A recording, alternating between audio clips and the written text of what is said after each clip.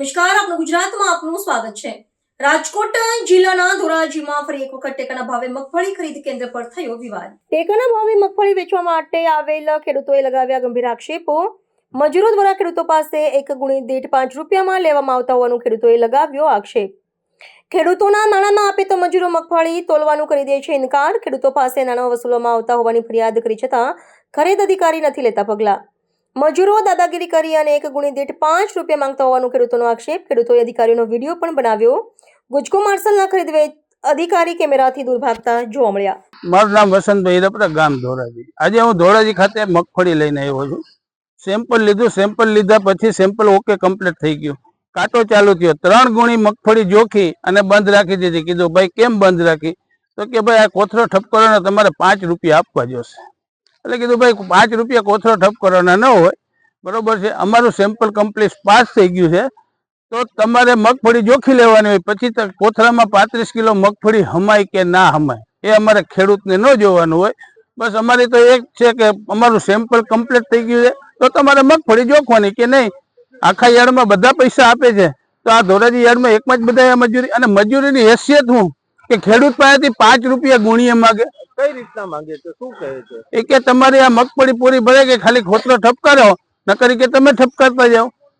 કીધું ભાઈ એ અમારે ના કરવાનું હોય, એ છે તમારે કમ્પ્લીટ ગુણી કરવાની તો તમારે કરવાનું, તો કે કોથળે 5 રૂપિયા આપો।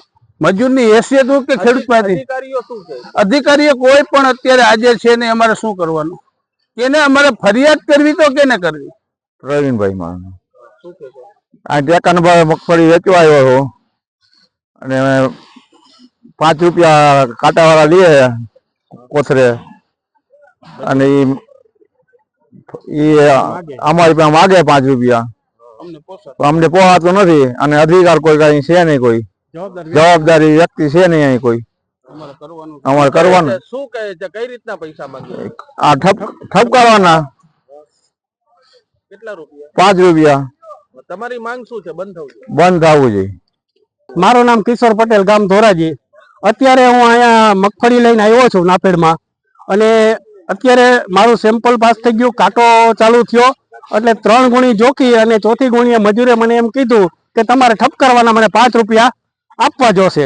હવે એને આ લોકો મજૂરી આપે જ છે, કોથળા ભરીને વજન કરવો અને એને સિલાઈ કરવાના, તો એ અમારી પાસે એની મજૂરી માગે છે, અને એ ના પાડી એટલે અહીંથી કાંટો લઈને નીકળી ગયો, બરોબર છે। જવાબદાર અધિકારી કોઈ છે નહીં હાજર, અને આ લોકો ઉઘાડી લૂંટ કરે છે ખેડૂત પાસેથી, તો આ કેવી રીતે ચલાવી લેવું? માંગ શું છે તમારી? અમારી માંગ છે આ બંધ થવું જોઈએ। કઈ રીતે પૈસા માંગે?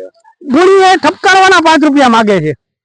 ન આપો તો શું કરે? ના પાપ કાંટો લઈને વયા જાય કે નથી જોખવી કે આ દાદાગીરી।